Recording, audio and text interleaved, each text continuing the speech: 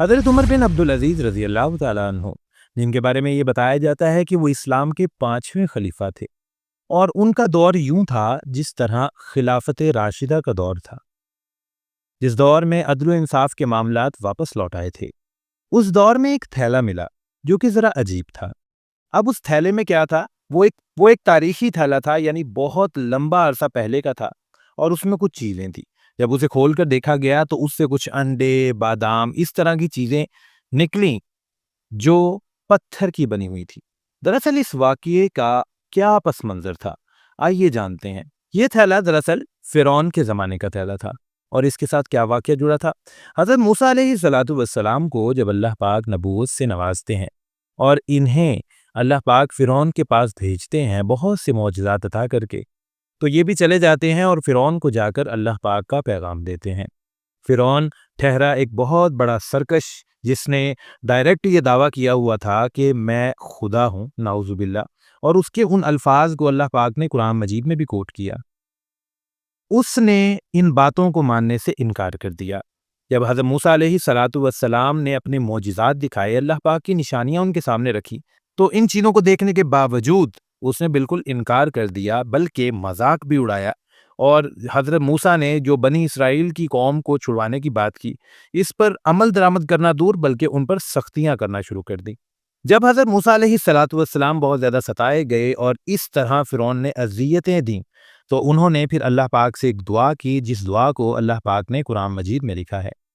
اس دعا کا مفہوم کچھ یوں ہے کہ یا اللہ پاک ان کے مال کو مسخ کر دے، یعنی اس کی شکل تبدیل کر دے، اور ان کے دل کو پھیر دے کہ اب یہ ایمان نہ لائیں، یعنی کہ تب تک یہ ایمان نہ لائیں جب تک ایک شدید عذاب کو دیکھ لیں۔ یہ دعا ان کے لیے ایک بد دعا ہی سمجھ لیں۔ پھر کیا ہوتا ہے کہ اللہ کے حکم سے ان کا جتنا مال تھا، اب یہ جو مصر کے لوگ تھے اس وقت کے، انہیں بہت زیادہ اپنے مال پر اور دولت پر غرور تھا، تو اللہ پاک نے ان کے مال کو، ان کی کھیتیوں کی جو فصلیں اور یعنی کہ جو پیداوار ہوتی ہے، اس طرح کی تمام چیزوں کو پتھر کا بنا دیا تھا۔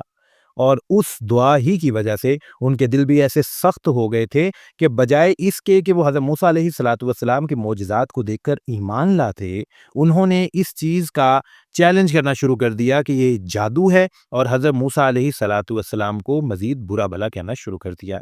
پھر اللہ پاک کا حکم آتا ہے اور حضرت موسیٰ علیہ السلام رات کی تاریکی میں بنی اسرائیل کے لوگوں کو اکٹھا کرتے ہیں اور وہاں سے نکل پڑتے ہیں۔ صبح کو جب فرعون کو پتہ چلتا ہے کہ وہ یہاں سے بھاگ گئے ہیں، چلے گئے ہیں، تو وہ اپنا لشکر تیار کرتا ہے اور ان کے پیچھے چلتا ہے۔ اب اللہ کے حکم سے یوں ہوتا ہے کہ سامنے دریائے نیل ہے اور پیچھے آتی ہوئی فرعون کی فوج، جس کی تعداد بہت زیادہ تھی۔ جب یہ دیکھا تو بنی اسرائیل رونے دھونے لگے کہ اب ہمارا کیا بنے گا، پہلے چاہے جو بھی تھا زندہ تو تھے، اب تو یہ ہماری زندگی بھی چھین لے گا۔ پھر حضرت موسیٰ علیہ السلام اپنے رب پر یقین کرتے ہیں، اور اللہ پاک اس وقت حکم فرماتے ہیں کہ اپنے اس عصا کو دریا پر مارو۔ عصے کا دریا پر لگنا تھا کہ اس میں سے ایک صاف شفاف راستہ نکل آیا، جس کے ذریعے حضرت موسیٰ علیہ السلام اپنی قوم کو لے کر تو گزر گئے، لیکن فرعون اسی دریائے نیل میں غرق ہو گیا۔ جگہ جگہ میوزیمز میں اور عجائب گھروں میں دھکے کھاتی ہوئی فرعون کی لاش آج ہمیں یہ واضح طور پر پیغام دیتی ہے کہ کبھی بھی خدائی دعویٰ مت کرنا، اور اگر تم خدائی دعویٰ کرو گے یا خدا کے سامنے سرکش بنو گے تو تمہارا انجام بھی میرے جیسا ہی ہوگا۔ اور چاہے تم ڈائریکٹلی فرعون کی طرح پریزرو نہ کیے جاؤ، لیکن تاریخ میں تم اسی طرح لکھے جاؤ گے جیسے میری کہانی لکھی گئی ہے۔ اللہ پاک ہم سب کو ہدایت عطا فرمائیں اور سیدھے راستے پر چلنے کی توفیق عطا فرمائیں۔ آمین ثم آمین۔